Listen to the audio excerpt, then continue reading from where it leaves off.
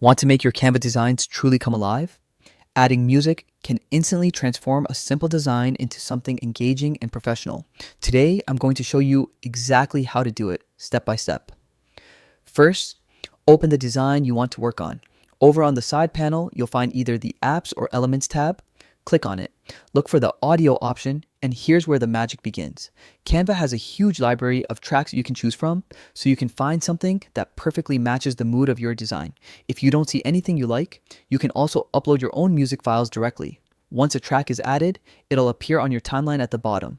From here, you can drag it to fit your design, trim the ends so it's just the right length, and even adjust the volume to make sure it doesn't overpower your visuals. Want something completely unique? Canva now offers AI-generated music. You can create custom tracks tailored to your project, giving your designs a one-of-a-kind soundtrack without ever leaving the platform. And that's it. Adding music in Canva is that simple, but it makes a huge difference.